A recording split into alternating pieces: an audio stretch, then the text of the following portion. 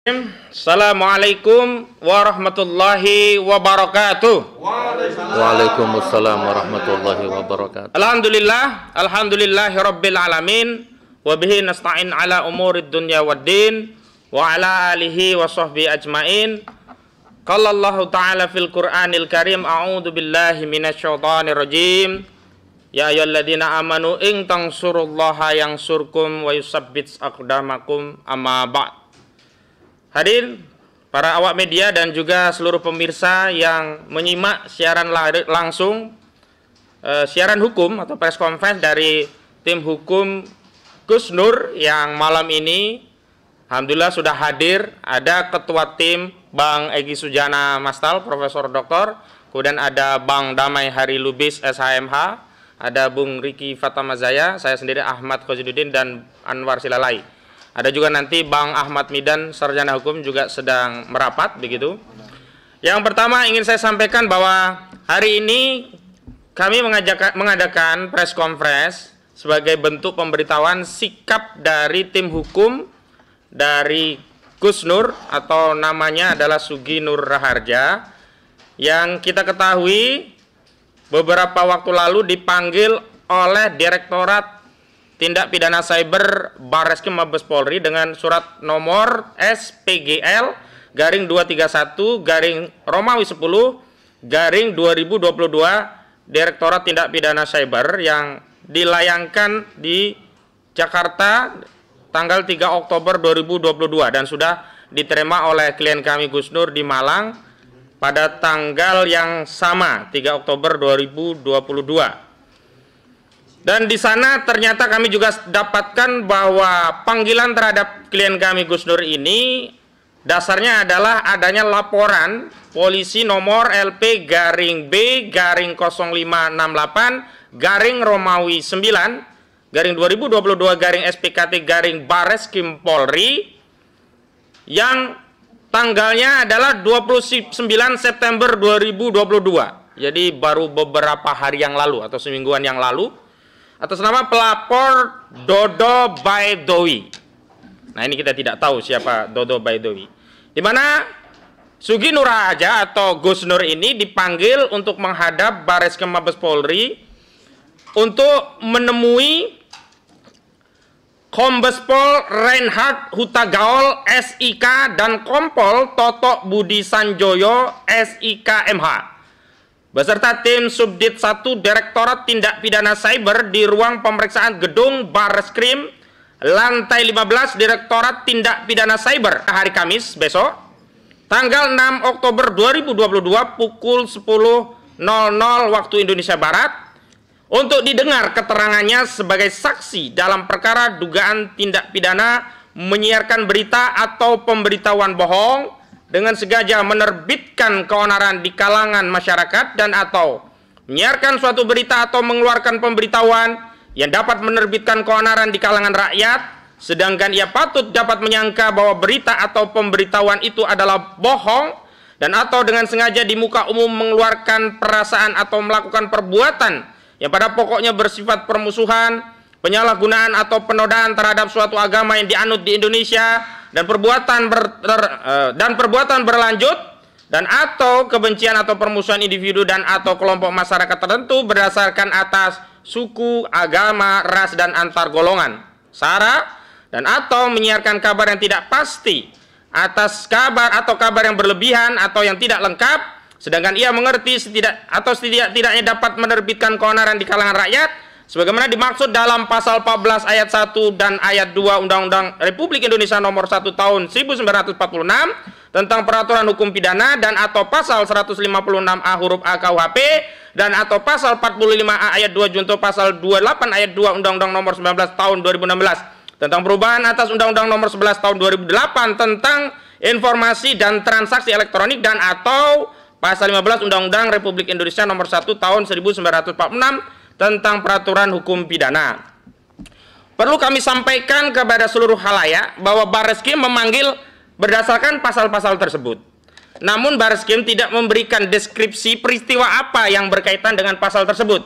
Makanya sampai hari ini klien kami ini dan kami juga kebingungan sebenarnya peristiwa apa. Kenapa demikian? Karena sebagai saksi tentu klien kami harus memberikan satu keterangan berdasarkan penglihatan, pendengaran, dan peristiwa yang dialami langsung. Tapi kalau di dalam surat ini tidak diketahui peristiwa apa, nah disitulah saya rasa hari ini, malam ini kami penting untuk mengadakan press conference, pernyataan hukum dan penyampaian pandangan-pandangan hukum yang nanti akan disampaikan oleh kami, baik dari Bang Egy Sujana, nanti saya juga termasuk Bang Damai Hari Lubis. Namun untuk menyampaikan unek-uneknya, apa yang menyebabkan Gus Nur jauh-jauh dari Malang sampai ke Jakarta. Monggo Gus. Baik. Izin, Bang. Ya, silakan. Assalamualaikum warahmatullahi wabarakatuh. Waalaikumsalam warahmatullahi wabarakatuh. Alhamdulillahirabbil alamin. Assalatu wassalamu ala Rasulillah Sayyidina Muhammad wa ala alihi wa sahbihi ajmain. Amma ba'du. Yang sangat saya hormati, saya ta'zimi disiplin ilmunya para kuasa hukum ya di samping saya ini, Masya Allah. Secara usia saya anggap orang tua, secara ilmu saya anggap guru. Mohon salam takdim dia diterima. Kemudian semua awak media yang hadir, yang baik yang sudah hadir ataupun yang di perjalanan, dan semua yang ada di ruangan ini, wabil khusus umat jamaah yang sekarang nonton ya di seluruh Indonesia ataupun yang di mancanegara. Ini bukan konten sensasi, ini bukan konten popularitas, ini bukan konten cari duit. Perkara dapat duit nggak apa-apa ya. Yang penting niatnya bukan materi ya, ya Mas ya. Ini yang suka dapat bonus ini dari YouTube ini ya. Ini tidak sekecil itu persoalannya ya, tapi ada nilai yang jauh lebih besar daripada konten. Baik teman-teman, bersyukur kepada Allah, alhamdulillah, Allahumma sholli ala sayyidina Muhammad, senantiasa bersolawat kepada Nabi Muhammad sallallahu alaihi wasallam. Jadi gini, sekarang tanggal berapa ini? Tanggal 5 Rabu 5 Oktober 2022.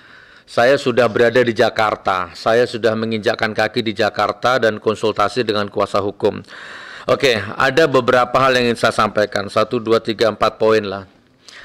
Jadi gini ya, Pak Polisi, buzzer, influencer, jamaah, umat, presiden barangkali, tanpa terkecuali lah siapapun yang bisa menangkap tayangan ini ya. Ya, itu hak Anda ya. Sebenarnya ini masalah paradigma, dan paradigma itu nggak bisa saya paksa. Ada orang yang melihat tayangan ini pasti dengan pendekatan damai, pendekatan kondusif, pendekatan mau nerima, dicari yang baik, dibuang yang tidak baik gitu. Tapi akan ada orang, akan ada kelompok, akan ada golongan yang melihat tayangan ini pasti dengan pendekatan konflik. Nggak ada benernya ini, tayangan ini nggak ada benernya. Jangankan sudah tayang, baru berapa detik aja sudah error pendekatanmu gitu kan. Wah, residivis ya kan. Wah, radikal ya kan. Wah, ini ada HTI, FPI, khilafah, radikalisme, mecah belah bangsa, mecah belah umat.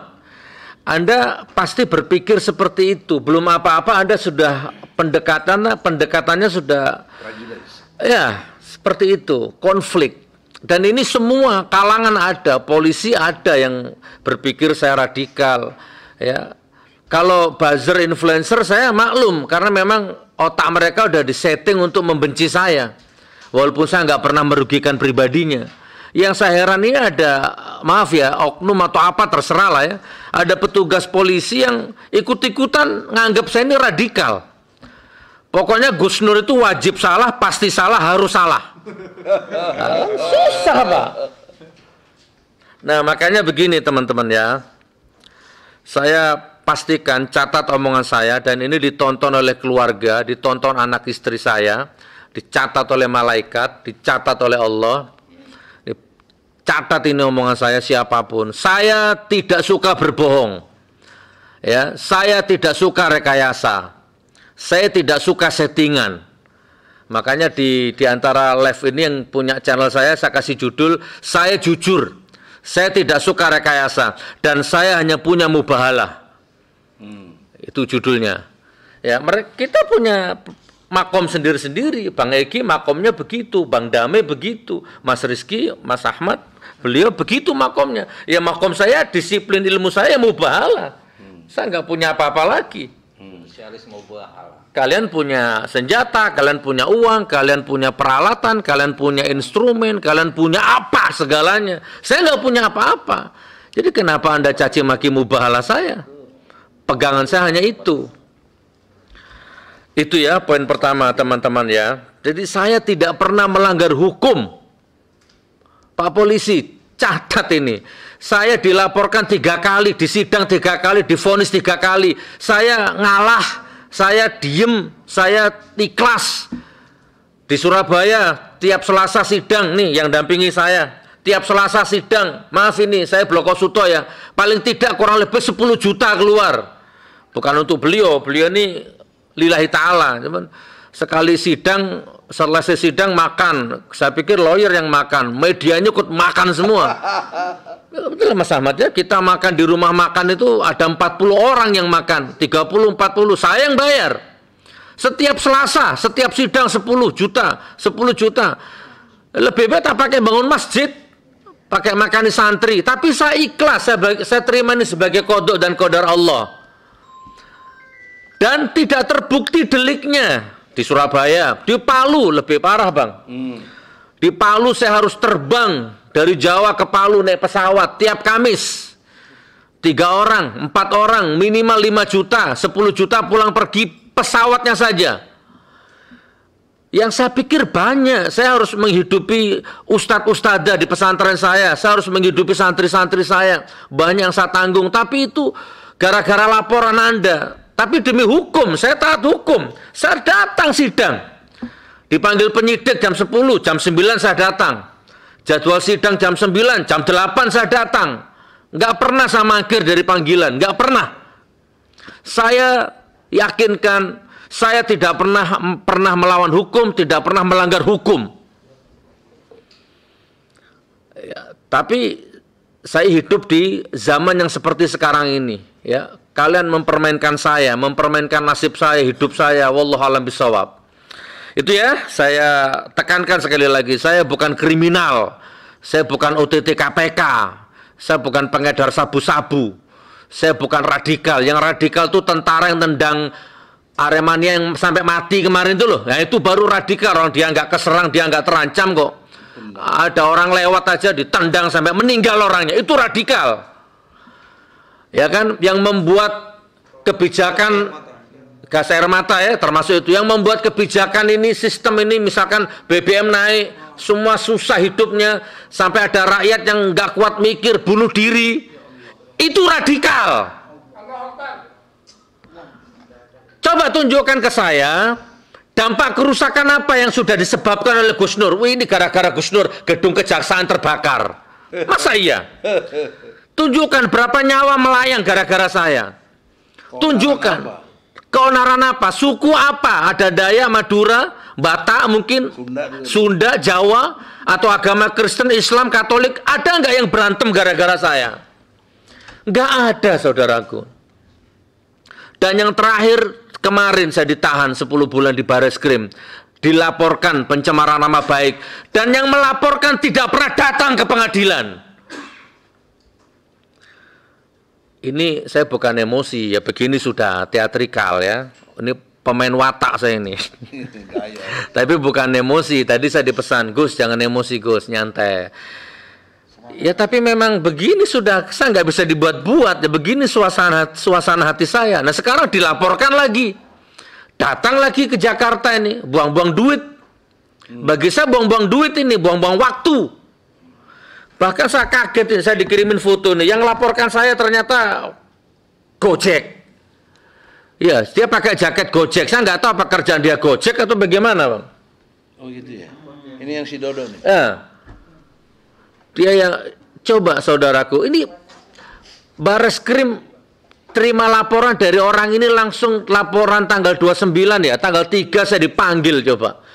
Sementara ada orang menghina saya, Gus Nur anak pelacur, Gus Nur anak dajal, Gus Nur wedus, Gus Nur koplak, Gus Nur somplak. Arya ya Bang. Namanya Arya itu. Saya laporkan sampai sekarang 3 tahun nggak diproses. Kenapa kalau saya yang dilaporkan 3 hari dijemput, seminggu dipanggil? Saudaraku, saya ini nggak pernah, saya ini cinta kejujuran, saya cinta kedamaian, saya cinta hukum ditegakkan. Barakallah ya. Sebentar, Bang Egi, sabar Bang Egi ya. Silakan. Masih sedikit lagi. Allahu Akbar. Silakan.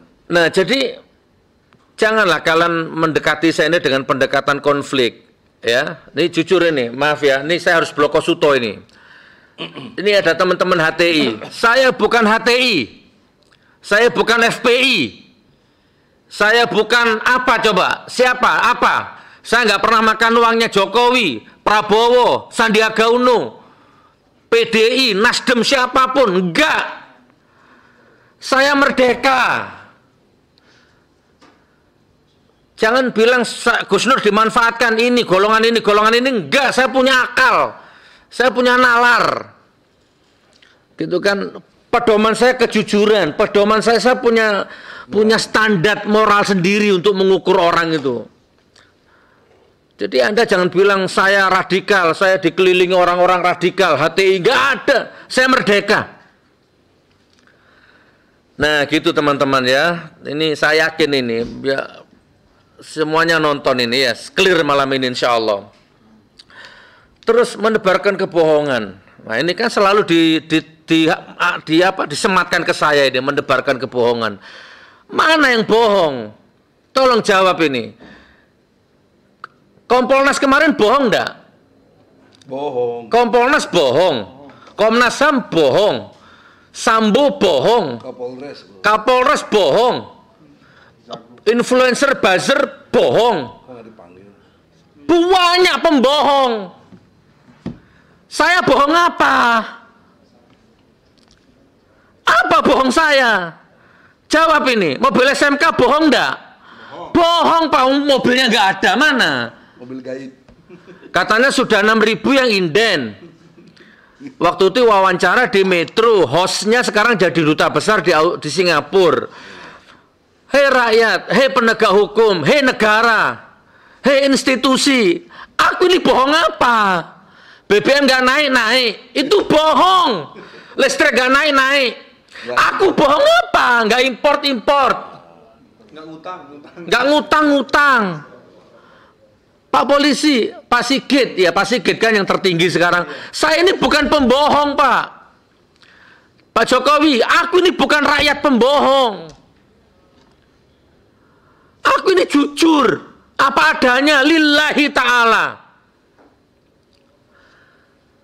Sekarang gini aja ya, saya rujukannya Pak Mahfud MD aja lah. Kalau memang Anda ini menganggap saya ini dibisikin orang-orang ini. Oke, Pak Mahfud MD kan ngomong, ini rusak ini negara ini sudah. Di mana-mana rusak ini. Ini segala lini, parah. Lah, Pak Mahfud MD yang ngomong, saya sebagai warga negara, sebagai umat beragama, terpanggil untuk amar ma'ruf nahi munkar. Kan nggak mau saya diam. Oh, memang pembohong. Gitu, saudaraku. Tadi malam saya merenung di rumah saya di balkon di lantai 2. Di lantai 2 saya merenung. Ya. Saya lihat tetangga-tetangga saya itu sekitar jam 1 malam saya berdiri di balkon. Saya membayangkan menembus tembok rumah tetangga-tetanggaku lagi ngapain mereka ini. Ada dosen, ada guru, ada polisi, tetangga-tetangga saya itu. Mungkin mereka sedang terlelap sekarang ini. Nyaman tidur mereka, nyaman hidup mereka, nggak mikir apa-apa. Ya, gajian, ya pokoknya rutinitas lah. Sebenarnya saya mau seperti mereka, saya juga nyaman kok. Saya ini zona nyaman, nggak usah kerja, insya Allah, ya. Sistem jalan, usaha jalan saya ini. Saya bukan pengemis, saya bukan penjilat. Di YouTube saya itu ya 8 juta tiap bulan, dulu disita polisi itu, Munjia Channel itu 40 juta tiap bulan. Ini bikin baru ini, 8 juta tiap bulan kurang lebih. Nggak pernah masuk ke perut saya. Wallahi, masuk ke perut saya nggak pernah. Uangnya YouTube itu. Mana uangnya YouTube? ada, tapi saya nggak tahu sudah tersalur keluar rumah, nggak sempat masuk ke dapur dimakan anak istri saya. Saya tuh kalau mau, ya bolehlah kalau memang Anda menginginkan. Saya tak tidur aja, main sama anak, traveling, jalan-jalan, nggak usah mikir rezim, nggak usah mikir ini dan ngapain. Saya tak seperti tetangga-tetangga saya itu, enak mereka tidur itu kayaknya. Ya, nggak ada urusan sama polisi, nggak ada urusan sama aneh-aneh gitu. Tapi saya nggak mau, saudaraku, batinku nggak mengizinkan. Kurang lebih seperti itu ya teman-teman ya. Saya percepat. Nah sekarang masalah Bambang Tri. Kalau Anda mau berpikir damai dengan saya, hei buzzer siapapun lah ya, terutama rakyat ini, masalah Bambang Tri ini. Kalau Anda mau berpikir damai dengan saya, berpikir kondusif dengan saya, atau dewasalah pikiranmu, spiral, oval, apalah, muter-muter, horizontal, vertikal lah. Dekati saya dengan cara seperti itu. Jangan-jangan saya ini justru menjaga nama baik Jokowi saya ini. Ini ada orang keluar dari penjara, mencak-mencak, menuduh Jokowi ijazahnya palsu, namanya Bambang Tri. Nah, videonya viral. Lah, saya panggil ke rumah saya itu kan jangan-jangan memang Pak Jokowi, ini loh ada orang yang memfitnahmu. Hei buzzer, ini loh ada orang yang menjelek-jelekkan Jokowi, bahkan menuduh jasanya Jokowi palsu. Tak panggil ke rumah saya. Karena saking saya ini antara percaya nggak percaya, tak ambil jalan mubahala itu akhirnya. Saya ini percaya nggak percaya sama Bambang Tri itu. Ini Bambang Tri ini bener dah. Masa sih jasa Jokowi palsu? Ya kan, coba Anda berpikir begitu. Saya panggil podcast. Nah, jadi mubahala itu saudaraku, perhatikan ya. Ini atmosfer bumi. Ini penutup lah, closing ini. Atmosfer ya. Di dalamnya ini munafik, penjilat, pendusta, pembohong, pendosa, maksiat, koruptor, macam-macam ini. Di dalamnya atmosfer ini. Mubahala itu saya ambil supaya saya lepas dari atmosfer itu semua. Lepas. Ya, saya sudah nggak dalam rangka politik, budaya, capres, apa nggak ada. Itu mubahala itu udah lepas dari semua unsur. Itu maksud saya. Kembangkan ini. Kalau Bambang Tri bener, selamat Bambang Tri. Kalau Bambang Tri bohong, celaka Bambang Tri. Isi mubahalanya kan standar. Coba renungkan isi mubahalanya coba. Kalau yang saya tulis ini, kan saya nuntun itu. Kalau yang saya ucapkan selama ini ternyata bohong, dusta, menebar kebencian, maka hancurkan saya ya Allah, laknat saya ya Allah, matikan saya dengan kondisi kafir, kufur, bahkan mengenaskan. Pakai Al-Quran. Kalau ada orang beriman, nggak butuh S3 lah untuk mengimani itu Al-Quran loh itu. Mau germo, mau pelacur, mau siapapun, kalau dia mubahala sumpah di atas Quran, saya hormati. Selesai urusan duniawi ini sudah. Gitu maksud saya. Tapi kalau ternyata yang saya katakan benar, kata Bambang Tri, kalau ternyata yang saya ucapkan ini benar, maka celakalah mereka. Mereka kan gak nyebut nama. Tapi terlepas dari itu semua adalah ini bentuk saya ingin lepas dari semua dengki, dendam, benci. Nggak ada. Apa motivasi saya coba? Saya nggak punya motivasi jahat. Apalagi terhadap Jokowi. Siapa saya ini? Kalau rezim ini mau bang ngilangin aku tuh, tek hilang sudah Gus Nur ini. Kalau rezim ini mau. Siapa saya ini? Nggak ada motivasi jahat. Gitu ya saudaraku ya. Jadi, nah sekarang Anda yang berpikir begini, mubahala kok begitu? Mubahala itu salah itu. Lah, ya benarkan. Gimana yang benar? Coba. Gus Nur, itu mubahala nggak sah. Masa mubahala satu orang? Mubahala itu harus dua pihak. Loh ya ayo dua pihak. Siapa yang mau? Saya taat hukum positif, saya taat hukum KUHP, saya taat hukum konstitusi, dan izinkan saya taat dengan hukum mubahala, kan begitu. Saya jalani dua-duanya. Masa Anda nggak mau menghormati mubahala? Ya terserah, Anda celaka nanti. Monggo, siapa? Saya masih nyimpan nomornya Bambang Tri. Monggo, Pak Ngabalin, Pak Jokowi, Siapa? Gus Nur, panggil Joko Bambang Tri, saya mau mubahalah. Selesai. Coba selesaikan ini dengan santai, dengan damai gitu.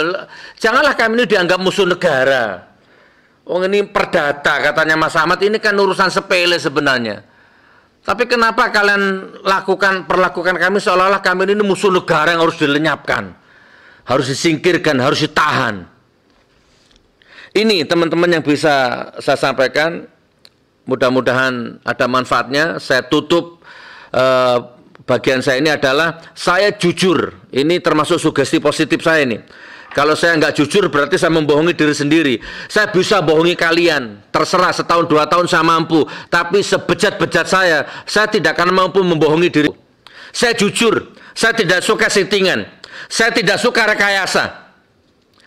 Dan saya taat hukum. Tidak ada kerusakan ekonomi, kerusakan properti pemerintah, kerusakan properti umum yang tidak ada yang saya rusak.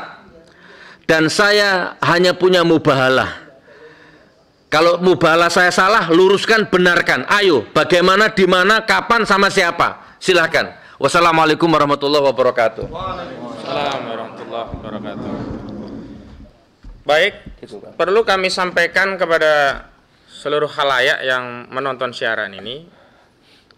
Gus Nur dari Malang ke Jakarta itu punya itikat baik, yaitu untuk memenuhi panggilan penyidik dari Direktorat Tindak Pidana Cyber berkaitan dengan panggilan yang harus dipenuhi besok, hari Kamis, tanggal 6 Oktober 2022. Namun tadi juga Gus Nur sebelum acara dimulai telah menyerahkan sepenuhnya kebijakan tentang penanganan kasus hukum ini kepada kami dari tim hukum yang memang sudah ditunjuk oleh Gus Nur untuk mendampingi kasus ini. Sebelum kami jelaskan lebih lanjut, kami tadi juga sudah mengadakan rapat dan kami simpulkan ada 2 hal yang penting. Yang pertama, bahwa surat panggilan yang dikirimkan oleh Direktorat Tindak Pidana Cyber kepada klien kami itu belum menyebutkan peristiwa hukumnya, baru menyebutkan sejumlah pasal yang menjadi dasar pemeriksaan. Padahal semestinya surat panggilan selain menyebutkan pasal-pasal apa yang sedang dilakukan penyidikan oleh penyidik, juga harus diberitahu peristiwa hukumnya apa sehingga orang yang dipanggil sebagai saksi dapat mengetahui peristiwanya apa dan dapat menyiapkan segala hal yang berkaitan dengan peristiwa tadi. Misalnya ada dokumen, misalnya sehubungan dengan pasal 374 pemalsuan, yakni ijazah SD, SMP, SMA yang dijadikan syarat untuk nyalon kepala desa misalnya. Nah, ketika Gus Nur mendapat informasi itu, maka Gus Nur akan memastikan, waktu pilihan kepala desa kemarin, jadi disiapkan juga berkas-berkasnya. Namun di dalam surat panggilan yang dikirimkan oleh penyidik Direktorat Tindak Pidana Cyber Barreskrim Mabes Polri ini tidak disebutkan peristiwanya, hanya menyebutkan ini tindak pidananya menyebar kebencian, menyebarkan kabar bohong, menyebarkan kabar yang tidak lengkap, kemudian bahkan ada 156A penodaan agama. Yang sampai hari ini kami tim hukum juga tidak mendapatkan informasi tindak pidananya itu peristiwa apa begitu loh. Yang dimaksud tindak pidana penodaan agama itu apa yang dilakukan Gus Nur tidak ada, atau setidaknya kalau tindakan orang lain peristiwanya apa juga tidak ada. Kalau itu berkaitan dengan undang-undang ITE kontennya apa juga tidak ada, karena tidak terdapat uraian ringkas deskripsi tentang panggilan tadi. Karena itu kami tadi sudah sepakat untuk memastikan dulu peristiwanya apa sehingga klien kami bisa menyiapkannya. Yang kedua,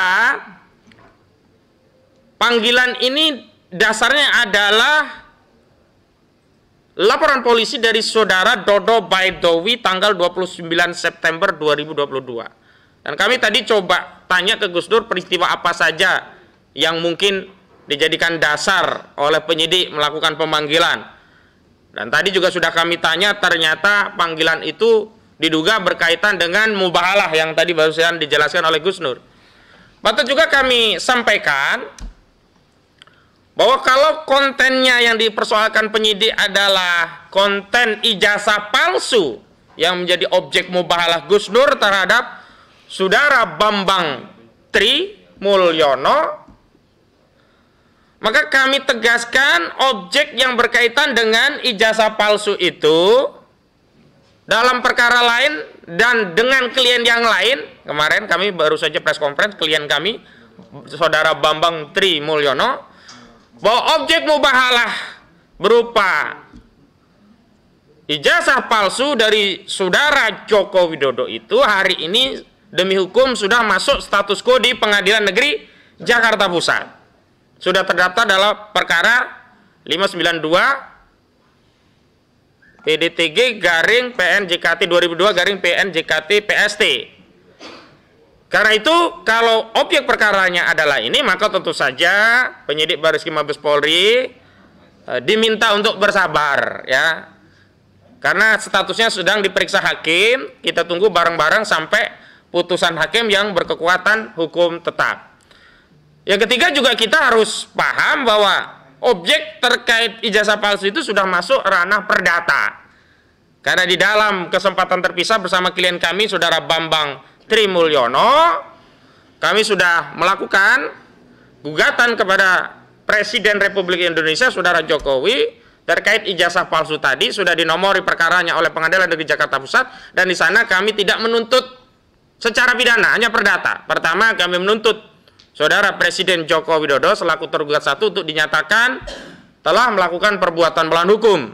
Yang kedua, kami meminta kepada majelis untuk menghukum tergugat satu, yakni Saudara Presiden Joko Widodo, untuk menyatakan berhenti dari jabatannya sebagai Presiden Republik Indonesia periode 2019-2024. Dan yang ketiga, memang kami menarik Majelis Permusyawaratan Rakyat Indonesia untuk dihukum agar mengadakan sidang istimewa dengan agenda penetapan pemberhentian jabatan Presiden tergugat satu, yakni Saudara Joko Widodo, karena memang kewenangan untuk menetapkan pemberhentian Presiden itu ada pada Majelis Permusyawaratan Rakyat.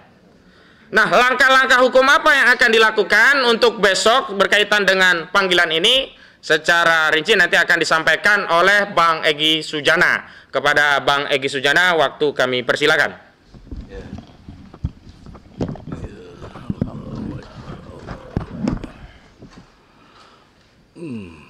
A'udzubillahi minasyaitonirrajim. Bismillahirrahmanirrahim. Assalamualaikum warahmatullahi wabarakatuh.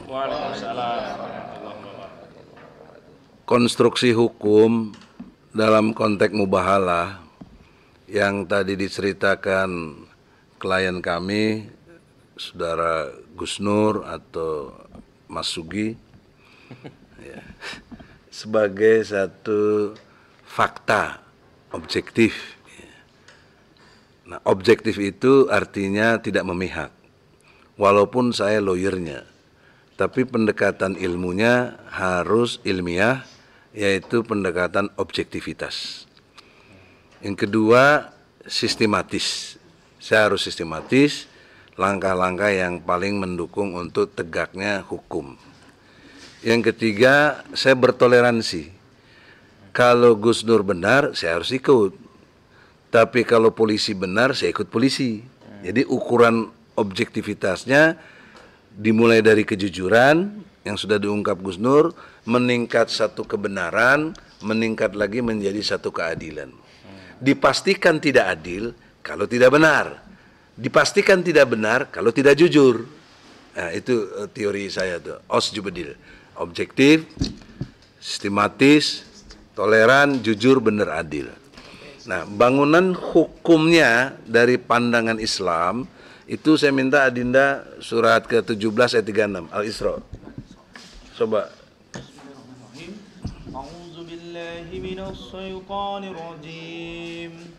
Bismillahirrahmanirrahim. Wala ta'fu ma laysa laka bihi 'ilm. Inna as-sam'a wal basara wal fu'ada kullu ulaika kana 'anhu mas'ula. Artinya, dan janganlah kamu mengikuti sesuatu yang tidak kamu ketahui, karena pendengaran, penglihatan, dan hati nurani, semua itu akan diminta pertanggungjawabannya. Shadaqallahul azim. Ini bukan pengajian, tapi membangun konstruksi hukum dari inspirasi Al-Quran, wahyunya Allah. Besok langkahnya yang saya sarankan sebagai PH atau penasihat hukum dari saudara Gus Nur, sudi kiranya di hall dulu untuk tidak hadir, biar lawyer yang hadir nanti. Misal saudari Rizky dan yang lainnya bersama DHL barangkali juga. Tidak bermaksud apa-apa karena belum diketahui apa yang mau diperiksa dalam konteks yang sudah disampaikan Adinda Ahmad Khosinuddin. Jadi kita Quran memerintahkan, jangan kamu ikuti yang kamu nggak tahu. Karena ada 3 hal penting. Pendengaran. Pendengaran ini apa fungsinya? Informasi. Penglihatan. Apa fungsinya penglihatan? Fakta dan data. Nah, kalau pendengaran kita informasinya akurat, penglihatan kita juga data, berkas dan lain sebagainya akurat, maka judgement kita, penilaian kita terhadap sesuatu itu pasti akurat. Nah, persoalannya sekarang Gus Nur dipanggil belum jelas apa, dia harus bersaksi, saksi apa. Saksi itu biasanya dipanggil kalau udah ada tersangka. Ya, kalau belum apa-apa mestinya judulnya bukan saksi tapi klarifikasi. Itu ilmu hukum. Jadi saya tidak mengajari yang tidak pada tempatnya, tapi inilah ilmu hukum, bahkan ditopang oleh ayat Al-Quran yang sangat kita imani semuanya bagi kaum muslimin. Kalau nggak imani ya itu namanya ya kafir. Nah, saya yakin pihak kepolisian, institusi yang kita hormati, punya hukumnya juga namanya Tribrata. Undang-Undang Nomor 2 Tahun 2002 tentang kepolisian sebagai fungsi melayani, melindungi, dan mengayomi masyarakat. Nah, apa yang kau lindungi kepada Gus Nur? Apa yang kau layani buat mereka? Apa yang kau ayomi buat Gus Nur ini? Kenapa kau mengayomi, melindungi, melayani si Dodo yang nggak ada legalitasnya? Ya, saya bisa persalahkan saudara Dodo ini, kita bisa lapor balik, karena dia menciptakan, dialah yang menciptakan fitnah. Apa urusannya? Nah, itu konstruk Al-Quran. Sekarang konstruk hukum Undang-Undang Dasar 45 ada di pasal 9. Undang-Undang Dasar 45, sumpah jabatan presiden. Sama dengan mubahalah. Demi Allah, sebagai presiden dan wakil presiden akan menjalankan undang-undang sebaik-baiknya dan seluruh-seluruhnya demi nusa dan bangsa. Itu mubahalah presiden. Menjalankan undang-undang sebaik-baiknya dan seluruh-seluruhnya.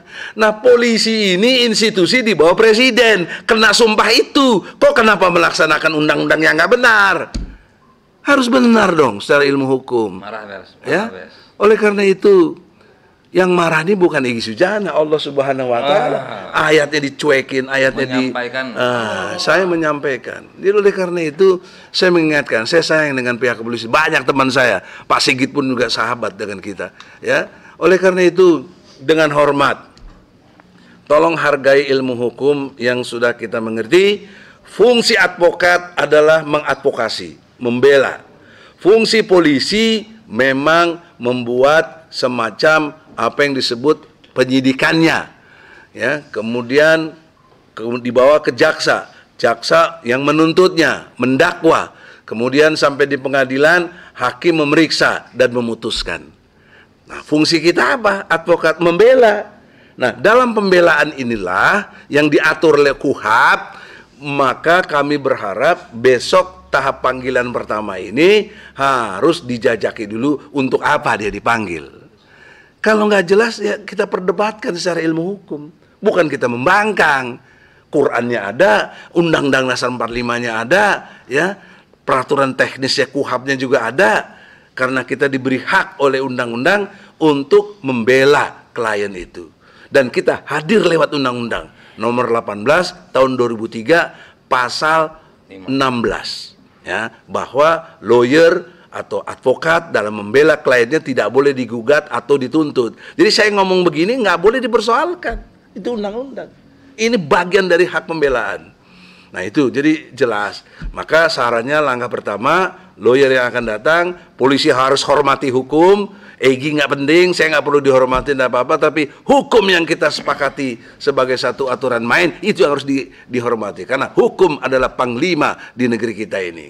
Nah, oleh karena itu, turunan berikutnya dengan keadaan yang seperti ini, saya berharap pihak kepolisian juga ada aturan teknis lainnya, yaitu restorasi justice, yang juga keluarkan adalah Kapolri. Belum lama dikeluarkan, sehingga saya bulan Maret 2022 kemarin yang mengatakan kalau ada dimensi yang seperti ini perlu pendekatan restorasi justice. Dan dalam konteks yang ada merasa terhina atau merasa perbuatan itu bohong dan lain sebagainya, harus yang dirugikan, yang melapor, bukan si Dodo. Apa kepentingan lu, Dodo? Supaya kau ngerti ilmu hukum. Jangan-jangan kau dipakai, ya, kok dibayar. Saya jadi bisa begitu. Jangan-jangan, ya. Tapi kalau mau pakai ilmu hukum, nggak ada artinya ini laporan ini. Sama, saya pernah dilaporkan waktu itu kasusnya dengan Jenderal Dudung berkait dengan Tuhan bukan orang Arab. Saya kritik, saya kasih nasihat. Dilaporin sama si Habib siapa tuh? Sihab oh siapa ya? Ya, bukan siap. Saya tanya legal standing kau apa? Apa legal standingnya kau punya melaporkan saya? AU nggak bisa jawab deh. Ya saya jelaskan legal standing itu, posisi hukum Anda itu boleh melaporkan Gus Dur atau siapapun yang kau anggap menghina kau, kalau kau yang dihina atau kau yang merasa dirugikan. Gitu. Ini si Dodo apa urusan dia kenal juga enggak? Ya. Nah itu, ya, si Sihab juga waktu itu saya nggak kenal siapa dia, kok ngelaporin saya. Alhamdulillah polisi sangat kooperatif, walaupun ada kategorinya yang saya persoalkan waktu itu jenderal, tapi karena ngerti hukum dan tidak diproses sampai sekarang. Nah, saya berharap dengan penjelasan ini, pihak kepolisian juga mengikuti langkah-langkah yang sudah ditempuh oleh Kapolri yang sangat damai dalam menceritakan kehidupan kaitan dengan penegakan hukum di bidang IT ini. Harus dengan restorasi justice. Itu yang dikedepankan. Bukan langsung tuduhan pasal sekian, pasal sekian, pasal sekian. Itu dari mana kalian tahu dia menghina, dia melakukan satu kebohongan. Kebohongan apa? Tadi sudah dijelaskan. Dia mau bahalah. Sama dong, Jokowi bersumpah di depan MPR DPR. Jelas sumpahnya itu waktu pelantikan presiden. Demi Allah, menjalankan undang-undang sebaik-baiknya dan seluruh-seluruhnya. Mana dia jalankan undang-undang? Saya gugat dia nggak pernah datang. Ya. Saya gugat dia nggak kasih kuasa hukum sama siapapun. Dia nggak berani datang. DPR juga begitu. Ya, itu. Nah sekarang kita gugat lagi kaitannya dengan ijazah palsu yang kaitan menjadi mubahalah. Kalau itu yang jadi masalah, ini sudah masuk ranah hukum perdata. Menurut peraturan Mahkamah Agung nomor 1 berkait dengan hal yang sudah berkait dengan perdata, pidananya dikesampingkan, perdatanya dulu harus diselesaikan. Itu peraturan Mahkamah Agung. Kenapa polisi main tindakan begini saja? Gitu loh. Ya. Jadi everybody, kalian jangan pendekatan kebencian. Kita dilarang sama Allah, jangan kebencianmu pada satu kaum membuat kamu berlaku tidak adil. Tidak boleh kita ini. Surat Al-Maidah ayat 8. Jadi oleh karena itu, tolonglah pandang kita dengan rasa keadilan, rasa kejujuran dan kebenaran. Karena ini menjadi satu basis moral seluruh dunia. Sangat berharap diperlakukan jujur, diperlakukan benar, dan diperlakukan adil. Itulah satu konstruk hukum dan intelektual yang bisa dipertanggungjawabkan. Yang terakhir, apabila polisi memaksakan juga ini, saya minta instrumen polisi yang ada di dalamnya, ada propam, ini harus periksa penyidik yang tidak ikuti etika yang ada, tidak profetiknya itu tidak dijalankan. Saya udah terangkan seperti gini, maka nanti saya balik lapor ke propam. Juga ada Karowasidik. Ya, Karowasidik, Kepala Biro Bidang Penyidikan. Kenapa pengawasan penyidiknya begini? Kita minta gelar perkara. Ya, ingat waktu kasus Ahok, berhari-hari gelar perkara itu. Semua ahli dipanggil. Saya tuntut yang sama. Kenapa Ahok? Karena itu gubernur. Ya, karena dia orangnya dekat dengan Jokowi. Nggak boleh. Pasal 27 ayat 1. Setiap warga negara berkesamaan kedudukannya dalam pemerintahan dan hukum tanpa kecuali. Nah, kenapa Gus Dur dikecualikan? Kalian mengkhianati Undang-Undang Dasar 45. Kalian teriak-teriak NKRI, harga mati, Pancasila, Undang-Undang Dasar 45. Nyatanya kalian kesampingkan itu. Kalian penipu di sini. Nah, oleh karena itulah, dalam kesempatan ini, saya berharap dengan hormat, ya, kepada pihak kepolisian, jangan. Nah, kalau institusi propam juga tidak jalan, saya akan tempuh pra-peradilan, ya, untuk menggagalkan ke semua ini karena kalian tidak benar dalam melakukan penyidikan. Nah, itu harus dipahami. Nah, kalau hakim juga udah nggak benar, sudahlah, kita pakai pengadilan rakyat saja. Insya Allah akan berjalan atas izin Allah. La haula wala quwata illa billah. Allahu akbar. Allahu akbar. Saya kira selesai.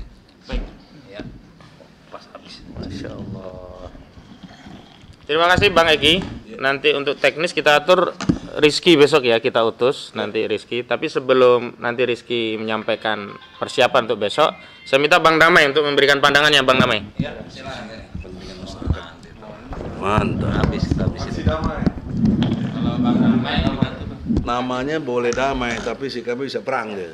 kakinya ditentangkan semua. Kayak buat salah saya. Assalamualaikum warahmatullahi wabarakatuh. Waalaikumsalam. Terima kasih kawan saya Ustadz Khozi, Bang Egy Sujana sebagai senior saya mengundang saya untuk ikut hari ini dan ikut menaikkan kuasa. Jadi kuasa hukum. Begitu juga kawan kita Riki, Anwar Saragi, dan utamanya Gus Nur. Kalau beliau berkeberatan, tentu saya nggak ada di sini, nggak bisa dalam surat kuasa. Karena pemberi kuasa itu punya hak percaya atau tidak secara pribadi, subjektif maupun objektif. Kadang-kadang subjektif juga dipakai. Nah, kesempatan ini saya minta, saya kupas habis ya. Kita mau ngajarin polisi yang di bawah ilmu daripada kami. Mau tukar pikiran dengan kepolisian yang ilmunya sama. Mau tukar pikiran, bahkan menghimbau kecerdasannya digunakan di dalam untuk hal penegakan hukum. Karena hukum itu harus sesuai hal kecerdasan. Saya yakin banyak di kepolisian ini yang cerdas-cerdas. Hanya mungkin karena bukan bidangnya, beliau kebetulan bukan penyidik, akhirnya diam. Tapi penyidik pun pasti pinter. Banyak, karena dia ikut dalam pembuatan undang-undang ini. Paling tidak masukan. Diminta, pengacara aja diminta, urusan advokat, apalagi kepolisian, yang untuk dia gunakan. Jadi banyak polisi pinter. Kita himbau supaya menggunakan kecerdasannya di sini. Dan saya juga nanti akan tutup, saya kebetulan belum saya sampaikan kepada rekan-rekan di sini termasuk Gus Nur maupun Bang Egy maupun Ustadz Khozi. Saya akan tutup manis dengan tadi seperti Bang Egy bilang, objektivitas yang diutamakan. Walaupun kami juga boleh subjektif karena fenomena seperti ini. Begitu kawan-kawan. Jadi begini. Saya awali daripada Undang-Undang Dasar 45 bahwa secara hukum nasional yang sama-sama kita mesti tunduk kepadanya. Juga kita pernah dulu P2, P4 ya. Nah, itu pemerintah yang buat. Apa mau disalahkan itu P4? Nah, berarti melanggar TAP MPR nomor 25 dan TAP MPR nomor 20 tahun 66 dan pembukaan UUD 45 alinea keempat. Sumber dari sumber hukum jatuh kepada sumber hukum yaitu UUD 45. Oke, apa rujukannya UUD 45? Pasal 28. Hak berserikat, menyampaikan pendapat, itu sumber daripada hukum. Ini jagoannya nih, hukum tata negara khususnya UUD 45 sama pengurusan Pancasila. Saya sampaikan sering di depan umum maupun di belakang. Dari UUD 45 itu apa? Itu kan hanya sumber hukum, nggak mungkin mengatur sedetail-detailnya. Merujuklah atau dirujuk oleh undang-undang tentang kebebasan menyampaikan pendapat, yaitu Undang-Undang Nomor 9 tahun 98. Ada PP-nya. Ada lagi undang-undang tentang hak asasi manusia yang tetap merujuk kepada UUD 45, Undang-Undang Nomor 39 tahun 99. Turun lagi, ada PP-nya. Turun lagi kepada Undang-Undang Informasi Publik. Nah, ini nanti kita kupas. Bahwa pejabat publik harus transparan. Hak publik untuk menanyakan, memprotes, mengkritis tanpa terlepas dari UUD 45. Tanpa saling bersilangan atau overlapping kepada undang-undang yang sederajat tadi. Yang sudah disebutkan. Ada lagi. Apa sih itu namanya? Ada PP-nya, peran serta masyarakat 68 tahun 98. Itu untuk penyampaian pendapat.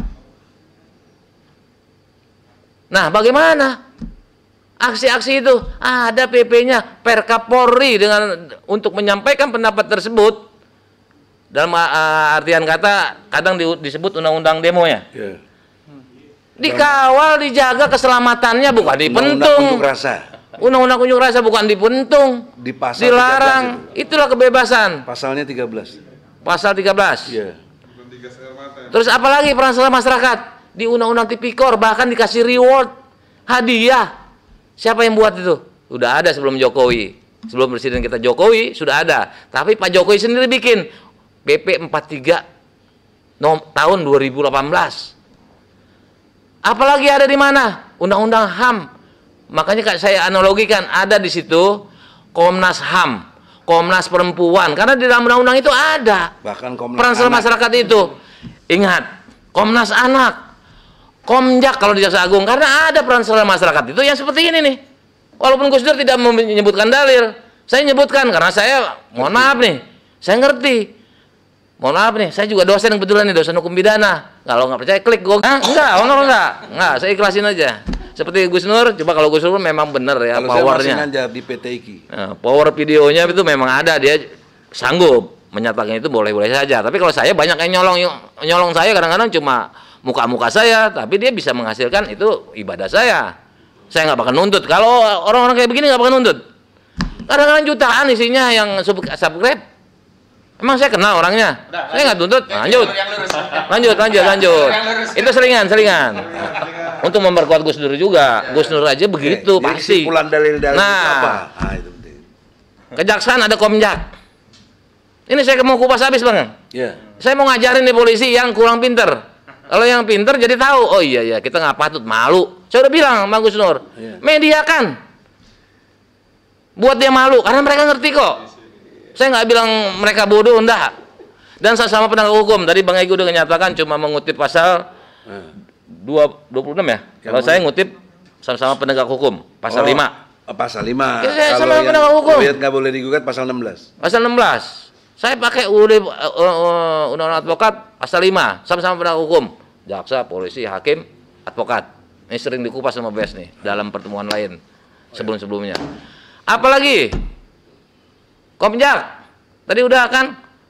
Polisi, lahirlah Kompolnas. Semua ada peran serta masyarakat ini. Dan ingat, dia itu nempel di dalam hukum positif. Berarti kewajiban masyarakat menjalankan itu. Ini biar Gus Nur jangan takut terus. Kami juga terus, saya nggak pernah berhenti. Walaupun porsinya mungkin kecil, nggak kedengaran. Ini peran serta masyarakat dilindungi. Apa kalau hukum positif itu? Adalah hukum mesti berlaku. Atau bahasa Latinnya ius constitem. Hukum harus ditegakkan. Ini di dalam undang-undang itu ada peran serta masyarakat. Terus apalagi KUHAP? Lapor, diperkuat oleh Mahfud MD di putusan Mahkamah Konstitusi nomor 65. Dengar juga Pak Mahfud. Saya sering ngajak debat, dia yang ditangkap, yang bayar itu adalah yang takut, yang pengen setia. Banyak yang ngumpetin. Kadang-kadang kok. Itulah hukum yang mudah-mudahan berlaku. Sekarang masih ada nggak? Ada. Pajak rumah, pajak mobil, nggak disita. Polisi bisa nyari kok. Yang belum bayar pajak datangin ke rumah. nggak diambil dari garasi, cuma nanti didenda perdata dengan perpanjangan atau si pembelinya yang kena, itu nego antar penjual pembeli. Tanah juga gitu, didobelin di pajak, nanti dikena pajak penjualan pada saat jual beli, betul bang? Itulah dendanya, nggak boleh kena, mau berapa juta orang. Sholat Jumat dari Bang Bogor masih Indonesia kan? Pada saat kabupaten daerah saya Tangerang juga saya malu, nggak ada yang pakai, suruh rapat-rapat, nggak tahu ada Bina Mas Babinsa tiap Jumat. Berapa juta orang, puluh juta orang lari raya di pasar-pasar itu. Waktu pandemi, kan? COVID. Yang lain juga nggak ada yang di penjara selain Habib Rizik dengan kawan-kawan yang 6 orang itu. Berapa puluh juta, itulah ius constituendum, hukum yang mudah-mudahan berlaku. Cita-cita hukum, bukan ius constitutum, hukum berlaku. Apa itu? Hukum positif dari undang-undang. Bahkan dalam tipikor tadi, PP-nya dikasih hadiah sama Pak Jokowi. Itulah gambaran analogi kebutuhan peran masyarakat itu. Nah, kembali kepada tadi dalam KUHP, saya mau contoh ini. Tiap undang itu kebanyakan ada peran masyarakat itu, dan berarti wajib karena adanya dalam undang-undang hukum positif. Tadi nomor 65 tahun 2010 itu MK menguatkan, memperluas makna daripada kesaksian itu. Jadi tidak hanya yang tahu yang apa. Nah, saya tutup dengan manis nanti. LBP itu soal kebohongan. LBP sudah terbukti membuat kegaduhan yang dia buat. Apa? Ade Armando ditelanjangin, maaf. Ade Armando denger nih, harusnya dia berkeras menuntut LBP nih. Begitu juga Presiden Jokowi, sampai telanjang itu kan gaduh. Pospol Pejompongan dibakar, anggota polisi meninggal di Kendari dalam rangka kebohongannya LBP ini. Anak UI kita lihat viral semua. Yang data itu Big data. Ya sebetulnya nggak usah disebut juga udah tahu, apalagi LBP-nya 110 juta menghendakkan. Nah, ada laporan polisi meninggal hirup kepolisian. Sorry, jadi terganggu. Terhirup anggota polisi di Kendari karena dalam rangka mengatasi atau mengawal aksi demo. Kita tanda kutip halus saja, mengawal. Dia semprot, meninggal. Itu kan udah contoh, walaupun satu untuk polisi jangan digunakan lagi itu. Tapi saya nggak mau terlalu luas. Nanti apalagi saya ditegur. Kemarin bola. Karena waktu. Nah itu dia maksud saya, kalau kupas gitu itu kan artinya udah ada contoh satu orang mati. Emangnya nggak berharga nyawa itu anggota Polri? Kami cinta Polri, Bang. Harus jangan digunakan lagi. Oke, kembali lagi LBP. Ade Armando sampai ditelanjangin, dipukulin, Egenrichting atau persekusi. Nyata, Pospol dibakar. Anggota polisi meninggal, demo-demo banyak di mana-mana. Bahkan anggota Kendari ada yang melaporkan di Polda Kendari.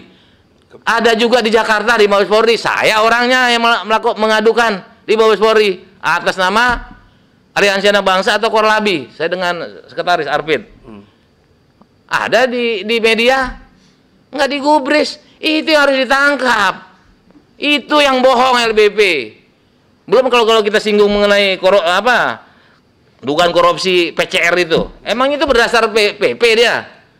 Kan PP kan pengadaan barang itu abang tahu kan? Harus ada lelang, ada penunjukan. Dia enggak. Atas saran anak buah saya, orang pintar, itu detik ke-26 buka dia di Deddy Corbuzier podcastnya. Dia ngaku sendiri. Dia bisnis, padahal dia ketua penanggung jawab COVID. Itu LBP kalau mau. Berbisnis dengan rakyat. Berbisnis dengan rakyat tanpa mengikuti peraturan pemerintah Kepres tentang lelang itu. Saya jadi lupa nih nomor berapa itu. Kalau lupa Lewat aja, pokoknya ada Kepresnya, udah pasti saya tanggung jawab nih. Itu tanda-tanda korup, itu pembiaran. Saya ada kupas tuh tentang pembiaran Presiden Jokowi selain kebohongan. Ini maaf Pak Jokowi ini kebebasan berpendapat. Kalau bener ngapain minta maaf? Maaf, dia mungkin malu Bang. Jadi malunya itu Bang, ya kan? Nah, ya kan? Dan saya punya fakta, bahkan itu teman saya gugat tadi 66 kebohongan itu sudah menjadi dokumen negara. Dokumen pengadilan adalah dokumen negara. Ini ada gugatan lagi, kebetulan saya nggak ikut. Saya konsen ke Gus Nur aja, saya mau sampaikan ini mudah-mudahan kepolisian yang taraf ilmu sama kita bang, atau lebih pintar dari kita, ini udah tahu bahwa dia ada PP Perkap Kapolri untuk menindaklanjuti Undang-Undang Polri, udah menindaklanjuti Undang-Undang 9 tahun 98, 39 tahun 99, informasi publik sekarang. Saya kupas. Ini udah dikit lagi. Ini sebetulnya mahal ini ilmu ini. Bukannya terima kasih malah mengajar orang-orang yang berperan dalam masyarakat. Terima kasih, betul yang Gus Nur bilang. Itu bicara akal Gus Nur itu, nggak bicara hukum dia. Maksudnya tidak menyebutkan norma hukum. Tidak bisa mungkin menyebutkan pasal. Tapi logika, akal. Akli. Hukum itu harus sesuai akal. Bisa diterima oleh akal. Nah, informasi publik. Ketika ada pendapat-pendapat masyarakat seperti ini, entah fitnah, entah tebak-tebakan, karena ada sumber informasi, diklarifikasi dong sama pejabat publik. Itu hak publik meminta transparansi, proporsional, kepastian hukum. Sampaikan, ini jasa saya asli, lapor tuntut membohong. Ingat, dalam rangka menjalankan peran masyarakat ini bukan putusan mana buktinya, seperti melaporkan Gibran, dilaporkan nggak punya bukti, putusannya mana yang inkrah, kan gila itu namanya. Diperiksa dulu, ketika nggak benar dengan bukti-bukti Pak Jokowi, Gibran, Kaisang, baru itu fitnah. Bukan dilaporin duluan, pastilah orang semua pelapor tidak akan mempunyai bukti inkrah. Orang baru melapor kok. Tapi peran masyarakat itu dia sudah menjalankan. Nggak boleh kayak Gus Nur ini, laporkan. Siapa tuh? Bambang Tri, dilaporkan. Jawab. Termasuk gen juga. Ya tinggal periksa gen kok. Buktikan. Nah, ini kan jadi korban fitnah Pak Jokowi nanti sama orang-orang yang model Bambang Tri. Seandainya dia fitnah, dendam, atau tadi apa, saya baca juga, saya nonton juga, apa kurang waras gitu kan. Jadi diklarifikasi kepada masyarakat dengan proporsional, adil namanya, kepastian hukum, geratik haid atau rahmatik haid, untuk kepastian hukum dan keadilan, baru bermanfaat. Dulmatik haid atau utilitas, baru bermanfaat masyarakat. Jangan bermanfaatnya yang menang dewek. Nah, satu lagi nanti terakhir, saya rasa ini penyidik begini, dalam rangka untuk kawan-kawan, ini penyidik ini biasanya kalau yang dipanggil saksi awal, saya belum kupas kan tadi kan, walaupun di luar forum, itu biasanya untuk jadi saksi, walaupun saksi itu bisa menjadi tersangka. Jadi jangan seujon dulu kita kawan-kawan, jangan-jangan ini yang diincar adalah biasanya nih dalam praktek bang, saksi yang pertama itu untuk mencari dua alat bukti terhadap si tokoh. Nah ini mungkin polisi seperti itu. Seandainya meleset, saya udah jawab itu nggak boleh. Nggak boleh. Saya objektif nih. Tapi subjektifnya tentu ada. Polisi juga subjektif sama Gus Nur sama kami. Sampai-sampai ngerasain dikurung, ya kan? Itu subjektif. Boleh kami subjektif juga, tapi memang harus objektif. Dalam hal ini kami coba objektif.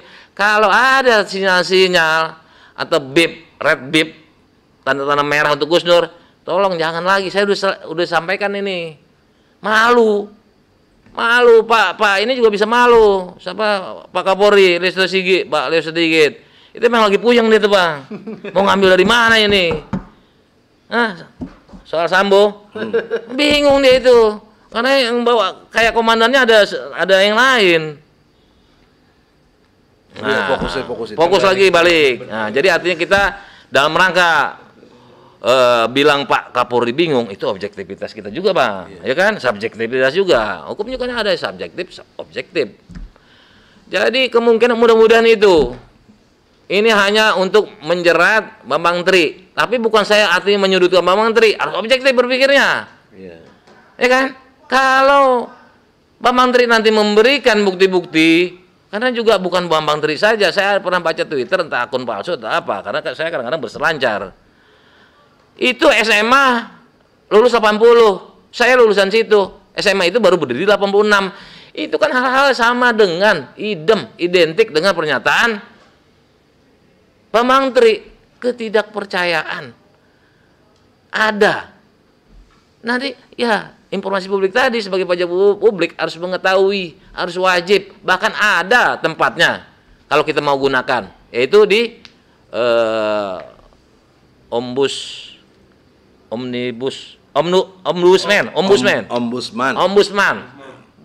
Itu ada bahwa ini memang nggak bisa menghukum, tidak memberikan sanksi, hanya administratif wajib memberikan pada si pemohon ini. Sampai begitu. Apakah itu harus digunakan? Enggak. Itu tidak ini, tapi termasuk untuk pelayanan aja, administrasi. Jadi jangan main tangkap-tangkap, mempalsa-palsa, jangan. Kami punya panggilan, kami punya kewajiban membela orang yang teraniaya. Apalagi saya ada perintah harus membantu Gus Nur dalam rangka objektifnya Gus Nur oleh seorang yang kami hormati. Karena kalau sebelah saya cuma saya, banyak yang menghormati beliau. Itu wajib membantu Gus Nur. Apalagi saya melihat tadi saya subjektif melihat Gus Nur. Boleh kalau saya nggak percaya, Gus Nur juga gitu, boleh nggak percaya sama saya. Mungkin ilmunya dianggap kurang atau nggak sopan, kasar. Tapi model-model Gus Nur ini seneng sama orang kasar kayaknya, karena beliau juga kasar. Tapi kalau diperhalus itu bukan kasar, tegas. Bukannya tegas harus senang. Pengennya pakai boleh, tapi pada tempatnya. Demikian mudah-mudahan ini bermanfaat bahwa bagian daripada yang disampaikan Gus Nur itu dilindungi oleh undang-undang. Peran serta masyarakat dilindungi oleh KUHAP, hukum acara, dilindungi oleh Perkap. Utamanya kita ke Perkap aja, karena ini kan penyidik yang manggil. Undang-undang nomor 2 tahun 2002 ya, apa 12 2002, Undang-Undang Polri. Ya, 2002. Saya ini manusiawi juga kalau lupa ya kan. Ya, karena gara-gara tadi sore kita harus buka buku, ngebet. Harus dibayar nih. Gue nggak bayar, bahkan kalau dibayar kita nggak mau. Ibadah kita kurang. Betul Bang? Bes ini dari Bogor nih bensin. Saya juga gitu sampai teman-teman saya mau ngantar. Demikian, terima kasih Ustaz Bang Egy dan Ustaz Oji dan lain-lain. Wassalamualaikum warahmatullahi wabarakatuh. Mudah-mudahan bermanfaat. Langsung Rizky untuk persiapan besok. Ya. Cukup kan? Sudah lengkap itu semua. Terima kasih kepada Bang Ahmad Gozinuddin, kepada Bang Damai, Bang Egy, rekan Anwar Silalahi, dan tutur khusus Gus Nur, klien kami. Alhamdulillah beberapa waktu yang lalu juga klien, ini juga klien. Tapi memang ini pertimbangan dari PH bahwasanya memang Gus Nur kita minta belum dapat hadir walaupun sudah sampai hari ini, karena beberapa pertimbangan termasuk juga yang membuat keheranan kami ini seperti si cepat kilat gitu ya. Iya, karena di kasus-kasus yang umum itu biasanya seperti yang Bang Egy sampaikan ini mungkin klarifikasi gitu ya, atau undangan gitu ya, undangan wawancara gitu atau undangan klarifikasi gitu ya.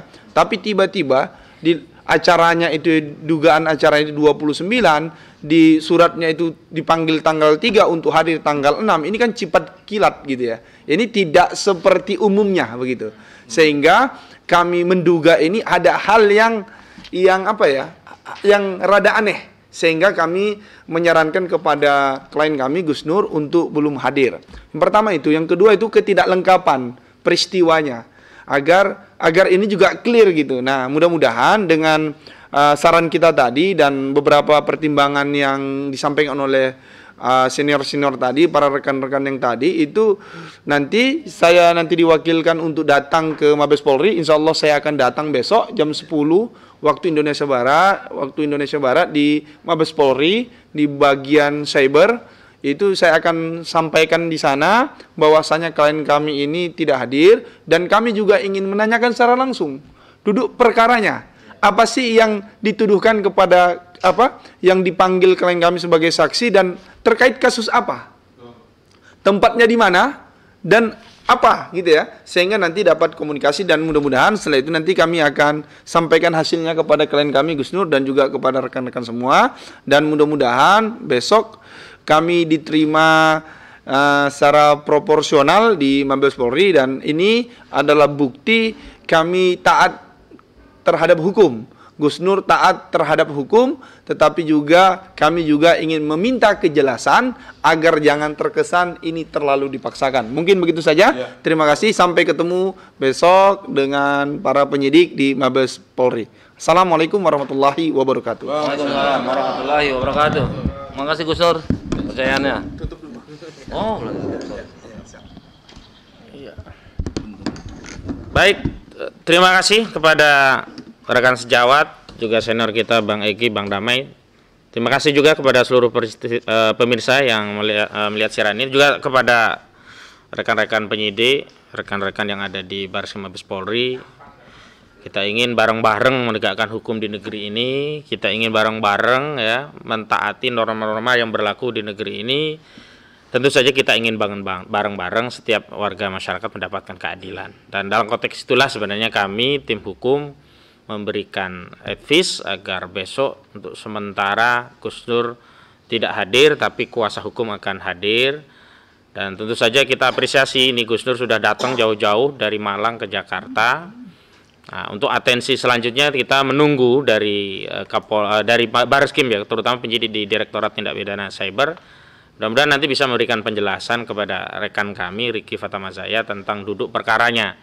Paling tidak ada 5W 6 hal lah ya, kapan, di mana, tentang apa, kenapa, dan kemudian hubungannya dengan Gus Nur itu apa kok dipanggil sebagai saksi. Karena kalau Gus Nur nanti tidak melihat, mendengar, dan mengalami sendiri peristiwa yang diambil keterangannya tadi kan jadi tidak relevan begitu. Agar kita tahu, dan paling penting juga kita bisa memberikan saran kepada Gus Nur kalau peristiwanya sudah jelas, kita siapkan juga dokumen-dokumen yang berkaitan. Karena dipanggil sebagai saksi itu biasanya dengan kelengkapan dokumen.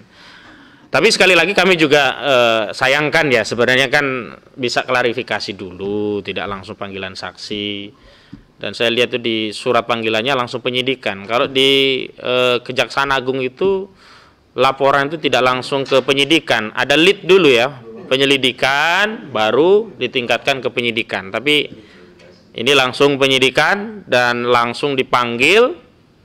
Ya tidak apa-apa lah, ini bagian dari upaya kita untuk membantu memberikan masukan kepada penyidik di Bareskrim Mabes Polri. Dan saya titip kepada Pak Listio Sigit Prabowo, Pak, karena Gus Nur ulama, Pak. Jadi dalam pandangan akidah kami umat Islam, jadi kalau ulama yang dipanggil polisi itu yang pertama yang timbul dalam batin kami itu kami marah, Pak. Kenapa?